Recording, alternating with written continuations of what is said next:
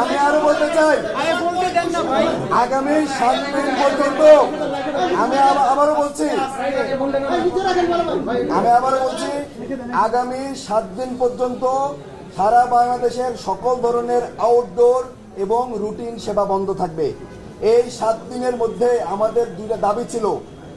এটা স্বাস্থ্য অধিদপ্তরের আন্ডারে স্বতন্ত্র স্বাস্থ্য পুলিশের নিয়োগ দিতে হবে এবং এইটা এনশিওর করতে হবে এবং আমাদের চিকিৎসকদের নিরাপত্তার জন্য চিকিৎসক সুরক্ষা আইন প্রণয়ন করতে হবে।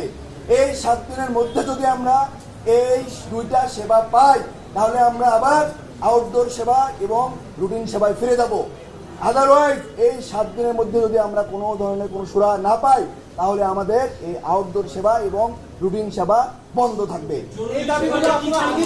শুধুমাত্র আগামী, আমি আবার বলছি, আপনাদের কোয়েশ্চেন না হবে প্লিজ, আমি শেষ করি। আগামী 24 ঘন্টা পর্যন্ত ইমার্জেন্সি সেবা চালু থাকবে শর্ত সাপেক্ষে। শর্তটা কি? যে হাসপাতালগুলোতে, যে মেডিকেল কলেজগুলোতে ডক্টর যে কয়জন থাকবে ঠিক সেই কয়জনই পুলিশ অথবা আর্মি অথবা বিজিবি যদি তাদের উপস্থিত থেকে সিকিউরিটি এনশিওর করতে পারে, সিকিউরিটি এনশিওর করার পরে আমরা আমাদের ইমার্জেন্সি সেবা চালু করব।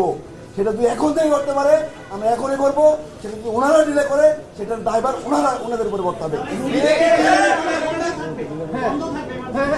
ইমার্জেন্সি সেবা আমরা চালু করবো সত্যি সাপেক্ষে, নিরাপত্তার সাথে। যদি ওনারা আপনার সাথে আমরা যখন কথা বলছি 5 মিনিটের মধ্যে যদি ওনারা ইমার্জেন্সি আমাদের নিরাপত্তা নিশ্চিত করতে পারে আমরা ইমার্জেন্সি সেবা চালু করব। ওনারা যদি ডিলে করে এর দায়ভার ওনাদের উপরে করতে হবে। হ্যাঁ হ্যাঁ, 16 বছর এই ধরনের কোনো আন্দোলন করেননি, কেন এই ধরনের আন্দোলন করতে পারেননি বা কেন বলেননি? এই অন্তর্বর্তীকালীন সরকার আসার পর উনি কি এই ধরনের দাবি মেনে নিতে পারেন কিনা? আপনারা আমাদের নিজের ভাই, আপনারা আমাদের ভাইয়ের ভাই,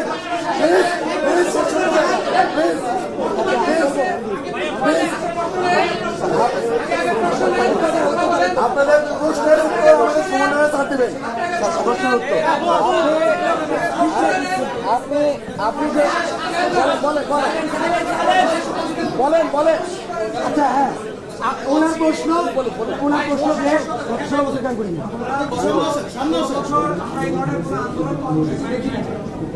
সরকার আছে দায়িত্ব নিয়েছে 15 থেকে 20 দিন। রাইট, এই ধরনের যে সাংবিধানিক যে বিষয়গুলো আছে, আইনি যে কাঠামোগুলো আছে, সেই কাঠামোগুলো কি এই সরকার করতে পারবেন কিনা সেটা কি আপনারা জানেন কিনা?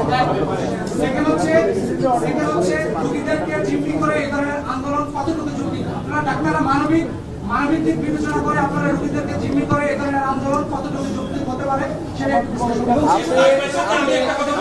চিকিৎসকের বিরুদ্ধে হামলা আমরাও নিন্দা জানাই, আমরাও চরম কষ্ট পেয়েছি, কিন্তু অসহায় রোগীরা যেন শিশুরা যেমন এনএসিতে চিকিৎসা আছে, এসডিইউতে আছে, তারা যেন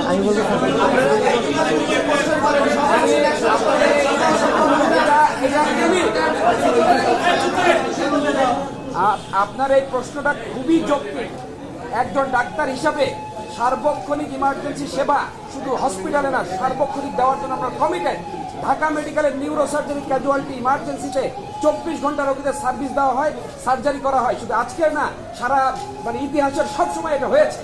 আমরা সর্বক্ষণিক না ঘুমিয়ে রোগীদের সেবা দিয়েছি, নিজে না খেয়ে সেবা দিয়েছি, রক্ত দিয়ে সেবা দিয়েছি।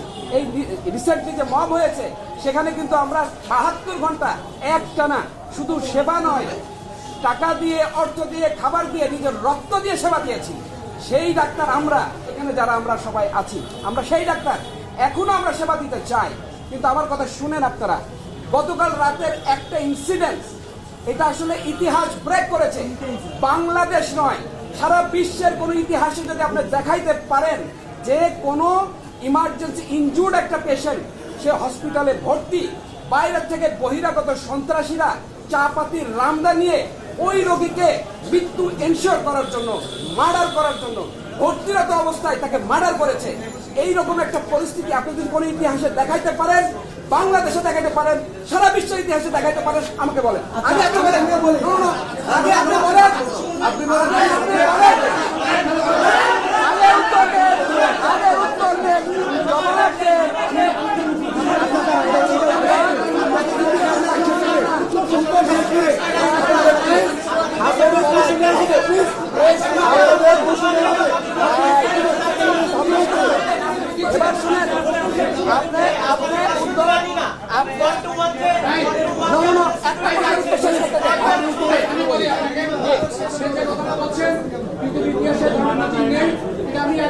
এখন আমি আপনার শুনে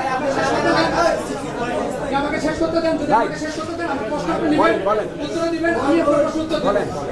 আমি আপনাকে দুটো প্রশ্ন করেছি। এক হচ্ছে অন্তর্বর্তীকালীন সরকার দায়িত্ব নিয়েছেন 20 দিন বা 15 দিন।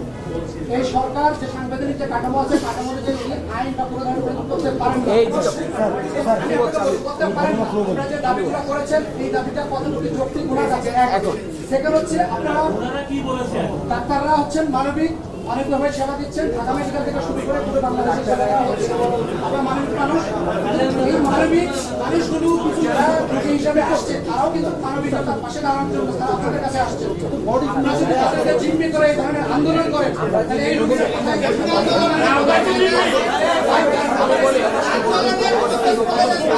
আচ্ছা আমি বলি আপনার প্রশ্ন উত্তর বলি, এত প্রশ্ন করেন না। আচ্ছা দুইটা প্রশ্ন করছেন, দুটো প্রশ্ন করছেন। আমরা তীব্র প্রতিবাদ জানাই। আমরা মেডিকেল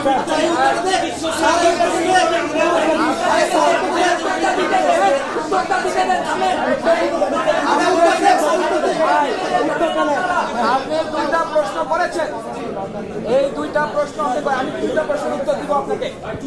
প্রথম যে প্রশ্নটা ছিল, এই ধরনের ঘটনা পৃথিবীর ইতিহাসে কখনো ঘটে নাই, বাংলাদেশে ঘটনা, এটা আপনি স্বীকার করেছেন, এটা সারা বিশ্বের মানুষ স্বীকার করবে। এরকম নিরাপত্তাহীনতায় একজন ডাক্তার কিভাবে নিজেকে অরক্ষিত রেখে ইমার্জেন্সিতে সেবা দেয়, সেই জন্য আমরা শুধু ডাক্তার না, রোগী নিহত হয়েছে, ডাক্তাররা মার খেয়েছে, ভাঙচুর হয়েছে। এখানে আমার নিরাপত্তা কোথায়? আমি নিজেকে আর একই সাথে ঘটনাগুলো দেখেন, সৌরতী হসপিটালে সকালে, মুক্তা হসপিটালের বিকালে একই ধরনের ভিতরে ঘটনা। সারা বাংলাদেশে এভাবে ইমার্জেন্সিতে আক্রমণ করা হচ্ছে এবং ডাক্তারদের নিরাপত্তা শূন্যের কোঠায়, নেগেটিভ। আপনি আমার জীবনের নিরাপত্তা দিতে পারবেন? তাহলে আমি ইমার্জেন্সি বাংলাদেশের মানুষ বলুক, বাংলাদেশ সরকার বলুক,